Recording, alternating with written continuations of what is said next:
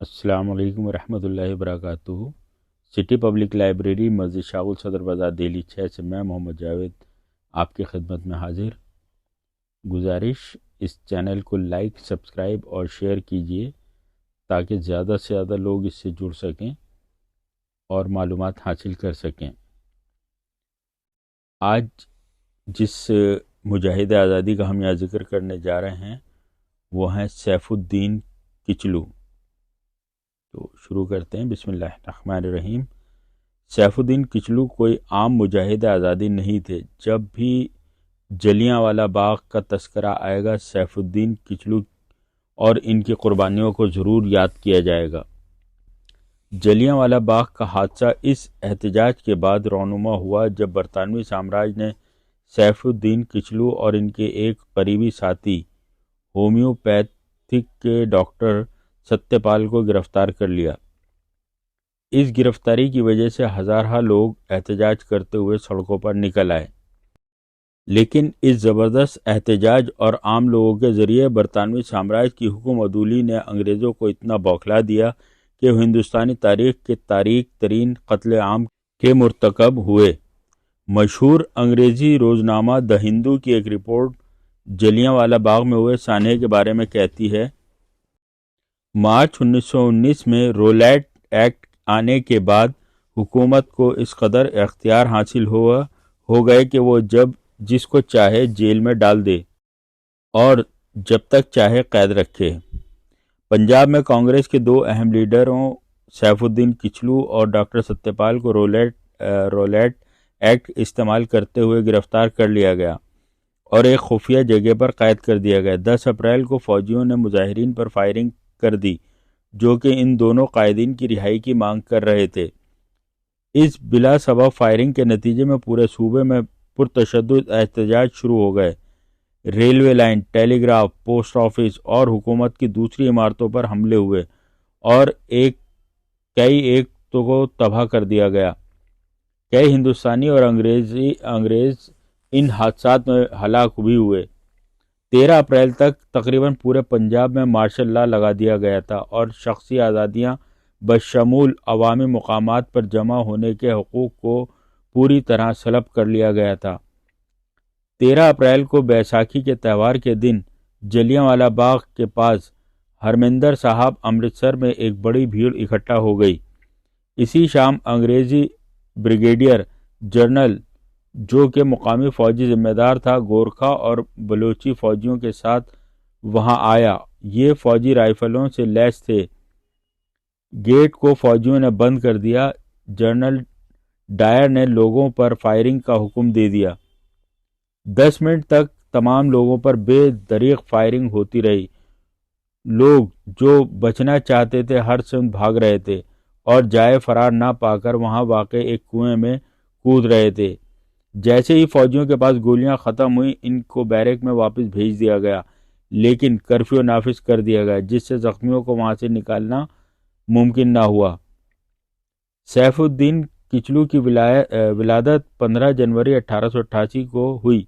یہ Indian national Congress کی پنجاب اکائی کے صدر تھے، جن کو 1924 میں کانگریس کا کل ہند جنرل سیکرٹری منتخب کیا گیا۔ یہ ابتدائی سے مذہب کے نام پر ملک کی تقسیم کے بالکل خلاف تھے اور برطانوی سامراج کے خلاف ان کی ذہن میں زبردست نفرت اور غصہ بھرا ہوا تھا۔ ان کی پوری زندگی پر ایک نگاہ ڈالنے سے ہی اندازہ ہو جاتا ہے کہ ڈر تو اس شخصیت کو چھو کر بھی نہیں گزرا تھا اور ان کی نظروں میں زندگی کی بہت زیادہ اہمیت نہیں تھی۔ سیف الدین کچلو کے والد کا نام عزیز الدین کچلو تھا جو کشمیری مسلمان تھے۔ ان کے آباء و اجداد مسلمان ہو گئے تھے۔ سیف الدین کچلو کے والد ایک مشہور تاجر تھے اور ان کا پشمینہ اور زعفران کا کاروبار تھا۔ سیف الدین کچلو کی سوانح نگار کہتے ہیں کہ ان کے دادا احمد کچلو کشمیر چھوڑ کر امرتسر میں آ بسے۔ یہ واقعہ شاید 19ویں صدی کے وسط کا ہے اور اس کے فوراً بعد کشمیر میں 1971 میں زبردست قحط پڑا۔ کہا جاتا ہے کہ اس قحط سالی میں ہزاروں افراد بھوکوں مر گئے۔ ان کے اثرات کافی عرصے تک کشمیر اور اس کے آس پاس محسوس کیے جاتے رہے۔ بچپن ہی سے سیف الدین کچلو تعلیم میں پیش تھے۔ ابتدائی تعلیم امرتسر کے اسلامیہ ہائی اسکول میں ہوئی۔ اس کے بعد ان کی اعلیٰ تعلیم کے لیے انگلینڈ بھیج دیا گیا۔ جلد ہی ان کا داخلہ کیمبرج یونیورسٹی میں ہو گیا، جہاں سے انہوں نے BA کیا۔ بعد میں وہ جرمنی گئے، جہاں سے انہوں نے قانون کی تعلیم مکمل کی اور PhD کی۔ جب وہ تعلیم مکمل کر کے ہندوستان واپس آئے تو اس وقت تحریک آزادی کے ابتدائی دن تھے۔ انہوں نے امرتسر میں وکالت شروع کی اور جلد ہی شہر کے اہم وکلاء میں ان کا شمار ہونے لگا۔ ہندوستان واپسی کے بعد سیف الدین کچلو کی جلد ہی مہاتما گاندھی سے ملاقات ہوئی۔ عوامی زندگی میں بھی وہ بہت جلد داخل ہو گئے اور 1919 میں امرتسر کے میونسپل کمشنر چنے گئے۔ انہوں نے تحریک عدم تعاون میں گاندھی جی سے متاثر ہو کر پورے دل و جان سے حصہ لیا۔ اس میں حصہ لینے کے لیے انہوں نے اپنی وکالت کو بھی خیرآباد کہہ دیا۔ تحریک خلافت میں بھی ان کی شمولیت مہاتما گاندھی کی وجہ سے تھی۔ گاندھی جی بذات خود تحریک کے خلافت کے زبردست حمایتی اور معید تھے۔ ان کے نزدیک یہ برطانوی سامراج کے خلاف ایک اہم تحریک تھی۔ رولیٹ ایکٹ کی مخالفت کی وجہ سے مختلف مجاہدین آزادی کو جیلوں میں ٹھونس ڈالا گیا تھا۔ سیف الدین کچلو کو مہاتما گاندھی اور ڈاکٹر ستیہ پال کے ساتھ گرفتار کر لیا گیا۔ یہ حضرات پنجاب میں رولیٹ ایکٹ کے خلاف مہم چلا رہے تھے۔ رولیٹ ایکٹ، جس کا پورا نام انارکیکل اینڈ ریولوشنری کرائم ایکٹ 1919 ہے، اس کو برطانوی سامراج نے دہلی میں 18 مارچ 1919 میں پاس کیا تھا۔ اس قانون کی وجہ سے برطانوی سامراج کو ہمہ جہت ایمرجنسی طاقت حاصل تھی۔ وہ کسی کو بھی جیل میں کسی بھی مدت کے لیے ڈال سکتی تھی اور بغیر مقدمے کے مہینوں ان کو جیل میں مقید رکھ سکتی تھی۔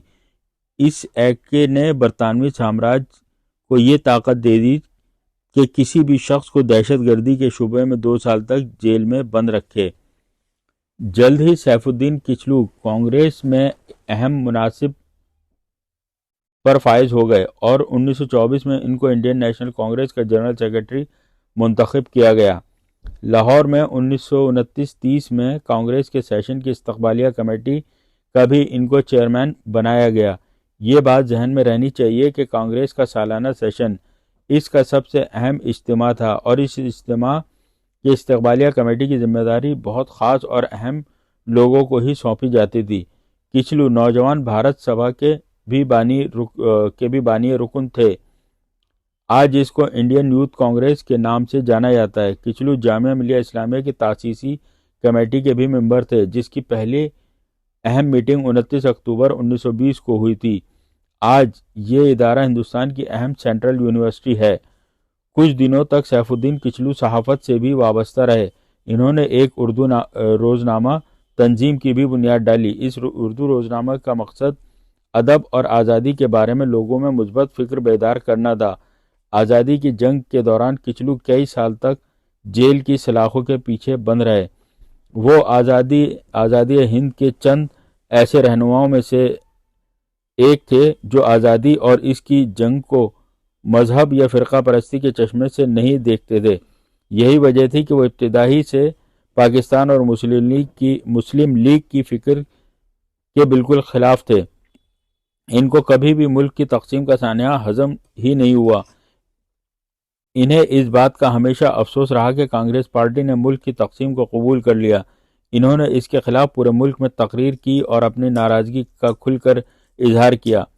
انہوں نے کہا کہ یہ تو بالکل کھل کر قومی فرقہ پرستی کو قبول کرنا ہے اور اس کو ہوا دینا ہے۔ بعد میں وہ کمیونسٹ فکر سے قریب ہو گئے۔ ان کو 1952 میں اسٹالن پیس پرائز سے نوازا گیا اور گورنمنٹ کے ایک ایکٹ کے تحت سیف الدین کچلو کو جواہر لال نہرو اور مولانا ابوالکلام آزاد کے ساتھ Jallianwala Bagh national memorial trust کا تازیست ٹرسٹی مقرر کیا گیا۔ جزاک اللہ۔